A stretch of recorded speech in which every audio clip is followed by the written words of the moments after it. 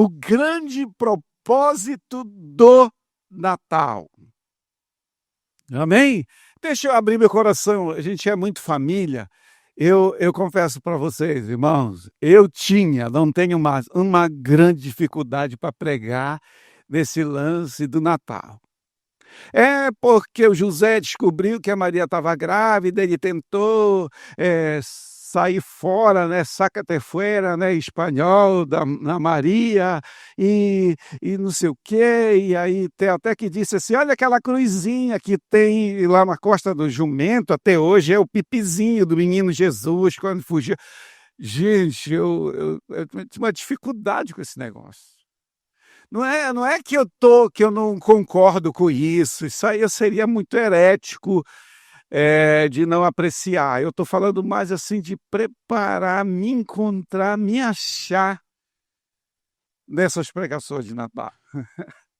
Aí eu levantei um clamor para Deus e pedi ajuda do meu amigo Espírito Santo. Eu disse, Espírito Santo, me socorre, me ajude. E na hora que eu estava orando, ele me deu esse texto de Mateus 4,16, que diz assim: o povo que vivia na escuridão viu grande luz, e sobre os que viviam na terra onde a morte lança a sua sombra, uma luz brilhou. Amém? Uma luz brilhou. Gente, quando eu li isso pulou das escrituras para o meu coração. Como dizia um amigo meu, um profeta de Deus, foi como uma flecha quente, né, do meu coração. E aí eu disse, bom, a partir daqui, qual que seria o tema? E de repente eu comecei a enxergar mais nitidamente algumas coisas que já são existentes, e eu escrevi esse tema, o grande propósito do Natal. Queridos, nós estamos nessa luta de ter na nossa família essa tradição. Santa tradição. A gente já viu até guerras. Eu estava lendo agora, vendo um vídeo recentemente que os nossos guerreiros da FEB, Força Expedicionária Brasileira, no Natal, lá na Itália, eles estavam no fronte, na trincheira, guerra terrível, e de repente nesse dia os nossos combatentes pararam e a trincheira dos alemães não estava muito longe não, eles começaram a cantar essa música do Natal. E de repente fez um silêncio, só ouvia a voz dos combatentes da FEB cantando na trincheira a música do Natal. E quando eles prestaram atenção, os alemães também começaram a cantar a música do Natal. E houve por um momento como se fosse uma paz, né? Depois os combates retornaram, mas houve uma paz. Então Jesus é o príncipe da paz. E eu acho lindo isso aqui demais, porque isso revela o porquê ele veio. Então eu fiz algumas anotações, que tudo é tão bonito, junto com as crianças, né, com nossos filhos, netos, nós mantemos essa tradição de montar a árvore, fazer a sua decoração, as luzes coloridas, a mesa da ceia de Natal decorada e tão bonita. As comidas, as guloseimas são todas tão deliciosas. Mas eu não estou falando isso para ofender ninguém, né? Vocês vão entender o meu coração. Tudo isso, claro, nós vamos fazer e muito mais, a entrega de presentes, né? O abrir dos presentes, aquele ser família em torno dessa grande festa, dessa celebração do nascimento de Jesus. Mas, queridos, tudo isso para honrar Jesus. Mas se nós não mantermos o foco do propósito de Deus, do Natal, tudo é tão fútil, vazio e efêmero. Até quando eu escrevi esse efêmero, eu disse, eu tenho que explicar para eles o que é. Então, o que é efêmero? É tudo que é passageiro, temporário, transitório e que dura um dia. Na verdade, o Natal tem que ser todos os dias. Amém, queridos? O Natal, dentro do propósito, é todos os dias. Todos os dias. Mas é da natureza humana fazer planos. Mas o propósito do Senhor é que prevalecerá. A única coisa que vai atravessar os portais da eternidade somos nós, com aqueles que nós convidamos. Vem comigo. Eu estou indo para a Cidade Santa, Nova Jerusalém. Eu estou indo para o céu. Vem comigo nesse curto período que temos aqui na terra, de sermos instrumentos de Deus para convidar os nossos amigos para irmos juntos. Esse é o propósito de Deus. E esse, no final das contas, é o que vai prevalecer e atravessar os portais da eternidade. Não é errado fazer planos, é da nossa natureza. Temos que fazer planos. Temos que planejar as nossas vidas. Temos que planejar o nosso dia a dia. Mas é o propósito de Deus é que vai prevalecer. Então, algumas considerações importantes aqui. Primeiro, Natal sem a renovação de aliança com o propósito de Deus não é o verdadeiro Natal em sua essência. É aquilo que eu acabei de falar, é algo efêmero, passageiro, só um dia. E eu não quero prolongar falando sobre isso para não parecer que eu estou criticando nessa data tão maravilhosa. Não estou. Então, se é uma renovação de aliança, essa aliança é uma aliança voluntária que você decide viver. Não existe 38 na cabeça de ninguém. Nós fomos resgatados para resgatar, nós fomos salvos para ser instrumento de salvação na vida de outros. Nós fomos libertos pela entrega desse grande presente que foi Jesus, para podermos também responder a isso, dando a Ele todas as nossas vidas. Inclusive tem no livro de Provérbios um versículo que diz: Filho meu, me dá o teu coração, e que você venha se agradar dos meus caminhos. João disse, nós só o amamos porque ele nos amou primeiro. Então sempre vai haver uma resposta. Paulo, ele enfatizou dizendo, o amor de Cristo nos constrange. Ou seja, teve momentos que ele não tinha vontade de prosseguir, a vida estava muito difícil, muita perseguição, o inimigo sempre, o adversário sempre no contra, o nome já diz adversário, mas Paulo prosseguia, porque esse amor que fez o Pai dar o seu Filho por todos nós, constrangia para ele continuar fazendo, realizando o propósito de Deus. E qual é esse propósito? Lucas 19:10 diz que ele veio para buscar e salvar o perdido. Aí isso parece tão agressivo, né? Aí eu gosto da ARA que diz que ele veio buscar e salvar aquele que se havia perdido. E aquele que se havia perdido, no caminho, fui eu, você e tem tantos outros aí, que são como ovelhas, que se desviou pelo caminho, que se perdeu. Ovelhas que não têm um pastor, não têm um amigo, não tem alguém que cuide, alguém que se interessa de dar para essa pessoa o verdadeiro amor e suporte nesse mundo que muitas vezes não é fácil o que as pessoas enfrentam. E sem Jesus ainda é muito, muito terrível, muito pior. Então, o que eu posso declarar nessa manhã? Eu posso declarar, Senhor, o que move o teu coração vai mover o meu coração. Você pode dizer isso porque é isso que move o coração, moveu e move o coração do Pai quando ele entrega seu filho, seu único filho. Para quê? Para resgatar. Esse é o verdadeiro sentido do Natal. Então, isso que moveu o coração de Deus foi isso, essa entrega, esse compromisso com o grande propósito de redenção, de resgate, de cada ser humano vivo hoje, ou nas gerações passadas no planeta Terra, e também isso tem que mover o meu coração. E por que não a gente verbalizar? Diga comigo assim: Senhor, o que move o teu coração vai mover o meu coração. Nome de Jesus, eu quero selar essas palavras. Então, esse pacto que nós devemos fazer hoje até com o propósito de Deus, porque o Natal é isso, é resgate, é redenção, é uma oferenda de paz. Tem uns livros antigos que seria bom você ler, né? Um deles eu conheci pessoalmente esse homem de Deus que foi lá para Guiné-Papua, esse missionário.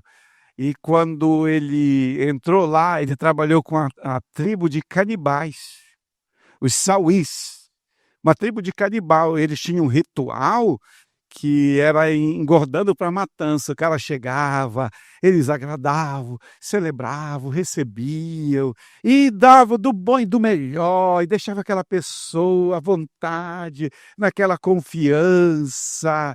E aí eles combinavam o dia da matança, ofereciam um banquete, mas todos eles estavam com as suas flechas, com as suas facas e lanças, tudo na parede assim daquela oca, né, daquela habitação deles. Aí o cara sentava para comer. Podia ser um estrangeiro, podia ser alguém de uma outra tribo, né? E aí a pessoa sentava, começava a comer, eles olhavam para os outros, só puxava aquela lança e matava o cara e depois eles iam comer. Eles eram muito terríveis. Comia o cérebro na folha da bananeira. Eram terríveis. De repente chega esse pregador. E esse pregador, quando aprendeu um pouco da língua, pregou sobre Jesus, o nosso grande Natal, né? O nosso grande presente que o Pai deu. Mas nesse processo teve um grande traidor que foi Judas Iscariote. E ele foi contando como Judas traiu Jesus. Quando terminou a pregação, eles ficaram em pé e começaram a aplaudir e seguravam suas lanças, suas armas e começaram a celebrar. E ele ficou confuso, até que ele foi conversar com os deles e disse: não, muito boa a sua palavra, esse Judas Iscariote é demais esse cara. Somos fã dele, somos adepto dele. E olha o missionário em apuros, gente. Tiro saiu pela culatra, e agora? E ele se humilhou, ele entrou em tanta crise, começou a buscar, aí descobriu uma chave cultural. Qual era a chave cultural? A oferenda de paz. Como era essa oferenda de paz? Essas tribos na Guiné viviam em guerra um com os outros. E para cessar a guerra, o chefe da tribo A pegava o seu filho, o seu bebê, e vinha para o chefe da tribo B. E ele chegava ali e fazia a oferenda de paz. Ele entregava aquele garoto para o outro líder tribal. Esse líder pegava aquela criança e cuidava como se fosse o seu próprio filho. Na minha linguagem, nem um carapanã, nem um mosquito, nem uma mosca podia sentar nesse garoto. Esse garoto é especial. Se acontecer alguma coisa com ele, nós vamos entrar em guerra e nós seremos esmagados. Então eles pegavam e cuidavam daquele garoto. E quando ele ia desenvolvendo, ele sabia que ele estava lá com uma oferta de paz, mas ele pertencia ao pai da tribo A, o chefe da tribo A. Então aí, quando ele estudando a cultura dos sauís, ele descobriu isso, ele disse: pronto, agora sim, gente. Aí esse homem preparou a palavra, né? E ele pregou sobre Jesus como a oferenda de paz, que todos os homens se fizeram inimigos de Deus. Os homens entraram em guerra com o Criador, mas o Criador, para fazer a paz, ele veio, trouxe e entregou o seu filho. Gente, quando ele terminou de pregar, o avivamento era total, a vibração total. Eles entenderam, eles ficavam celebrando e dançando, celebrando, porque o grande Criador do universo tinha agora feito a paz. Deu o seu filho como oferenda de paz pelos pecados, pelos erros deles. Aí começou o avivamento. Lindo demais, né? Então, a mesma coisa, eu quero dizer que esse é o grande propósito do Natal. Senhor Jesus vindo como uma oferenda de paz para os homens. Agora, essa aliança que nós queremos fazer, ela tem que ter fundamento na palavra e não nos nossos sentimentos, porque tem dia que você não vai sentir vontade e nem coragem de compartilhar o evangelho com alguém para que a pessoa conheça Jesus Cristo como presente de Deus, como nosso verdadeiro Natal. Mas, baseado no que diz a palavra, Lucas 19:10, que acho que acabei de citar, né, que ele veio buscar e salvar aquele que se havia perdido, Mateus 28, 18-20, ide e fazei discípulos de todas as nações, é o propósito de Deus para poder a redenção chegar para todas as nações, e Marcos 16:15, ide e pregai o evangelho, notícias alegres a toda criatura, ou seja, que o Filho de Deus veio como essa oferenda de paz para nós. Aí João 20:21, João 15:16, Atos 1:8, recebereis poder ao descer sobre vocês o Espírito Santo e vocês serão minhas testemunhas. E aí tem muito mais aí, esse pacto que nós queremos renovar nesse dia, vamos dizer que no dia de Natal, é o pacto com o propósito de Deus. E a palavra de Deus é o nosso alicerce. Então, para a gente aprofundar um pouquinho mais, no final nós vamos fazer esse pacto, tá? Nós vamos fazer uma declaração renovando esse pacto. Mas eu só quero colocar aqui para vocês algumas atitudes práticas em relação a esse pacto, a esse voto, né, com Deus dentro do propósito do Natal. Então vamos transformar em prática isso. Como assim? Como a gente faz? Orar diariamente por pessoas sem Jesus. Quantos aqui tem alguém na sua família que precisa ser alcançado para Jesus? Levante a mão. Meu Deus, acho que a maioria de nós aqui temos alguém que precisa ser alcançado. Lembre-se daquilo que foi revelado no dia que o carcereiro caiu de joelho e disse: Senhores, o que eu devo fazer para ser salvo? Para Paulo e Silas, o que eles responderam? Crê no Senhor Jesus, será salvo tu e a tua família também. É promessa de Deus para você. Então, de forma prática, os nossos familiares, os nossos amigos, pessoas que nós convivemos, tem um cara assim que ele corta meu cabelo. E a gente conversa muito, ele sempre está perguntando das minhas viagens, ele gosta. Quando eu chego lá, ele já é o primeiro, que são vários, né, homens trabalhando, ele já faz assim, às vezes eu fico aguardando ele, mas eu tenho segundas e terceiras intenções com essa amizade, tá, irmãos? Eu quero trazer esse homem para Jesus, para ele conhecer Jesus. E ele é casado, um dia eu vi a esposa dele por lá também, ele diz essa família para Jesus. Então nós temos que fazer o quê? Orar, começar a orar, igual o irmão que a geladeira dele estava uma pilha de goma ou de tapioca, que ele está evangelizando um feirante. Eu lembro a gente indo lá na feira de Marabá e fomos lá na banca da Dona Maria, que o pastor Herbert estava trabalhando com essa família, a família toda ali trabalhando, e agora eu recebi a notícia que eles já estão num life group. É isso que nós queremos ver acontecer, no nome de Jesus. A segunda coisa prática é compartilhar a fé, mas começamos a botar a semente do amor. Né? O amor é um fruto e todo fruto tem uma semente. Dando amor, atenção, cuidado. E a gente vai compartilhar nossa fé intencionalmente. Nós vamos investir de forma prática tempo em relacionamentos que eu chamo relacionamentos evangelísticos, que na verdade é aquela estratégia do que nós chamamos que são 3 pessoas que nós devemos orar. Como é que é? Projeto Natanael. Projeto Natanael. Que teve um dia um pastor de uma grande igreja, ele disse: gente, nós vamos fazer uma reunião e depois nós vamos sair e ir atrás dos nossos Natanaéis, que são pessoas, porque quem é o Natanael? O Natanael, ele foi achado pelo seu próprio irmão e disse: olha, nós encontramos o Messias. E ele disse assim, o Natanael: mas de lá de Nazaré pode sair alguma coisa que preste? Aí ele disse o quê para ele? O irmão dele falou assim para ele o quê? Vem e vê.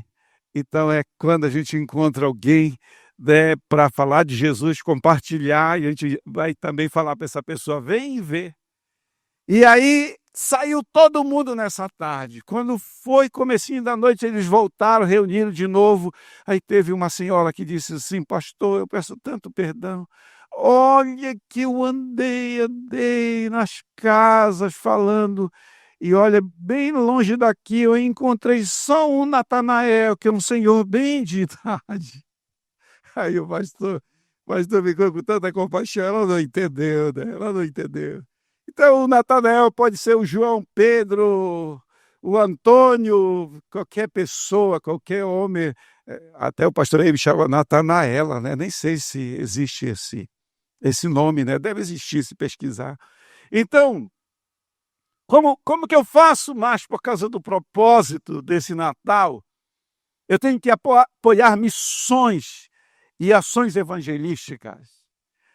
Você é um profissional da saúde, você é um profissional, um assistente social, você simplesmente quer fazer alguma coisa, então sempre fica de olho nas nossas ações sociais, na obra missionária, para as viagens missionárias. Tem que apoiar isso.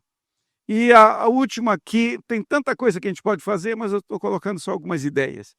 Estar disponível para ser usado por Deus e não apenas capacitado. Ficar com a cabeça desse tamanho, cheio de teologia e um coração murcho. Temos que ter um grande coração para amar e fazer a obra de Deus. Então, queridos, para fazer essa obra, nós sempre trabalhamos isso. É nos encontros, é nas vigílias, que é o batismo no Espírito Santo. É Atos 1:8, que diz: recebereis poder ao descer sobre vós o Espírito Santo, e sereis minhas testemunhas. Por isso que quando tenho kids, eu estou por ali perguntando: mas e aí? Vocês falaram do batismo do Espírito Santo? Aí tem o start, aí eu estou por ali perguntando: mas falaram do batismo do Espírito Santo?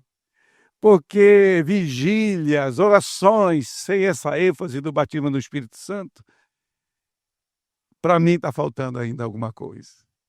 Eu acho até os pequenos e até os starts, a Bíblia fala que o Senhor vai derramar o seu Espírito sobre toda a carne. Os vossos velhos sonharão. Olha, você começar a sonhar muito, irmão, presta atenção. Brincadeira. Os velhos sonharão, os jovens terão o quê? Visões. E ele vai derramar o seu Espírito sobre nossos filhos e nossas filhas. São as crianças, são os kids, os starts. E essa galeria tem que ser cheia do Espírito Santo também. Então nós temos sempre que orar pedindo ousadia, amor genuíno, sensibilidade espiritual, direção divina. E uma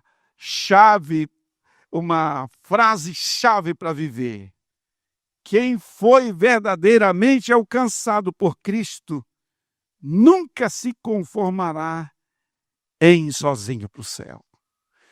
Coloque-se em pé, por favor.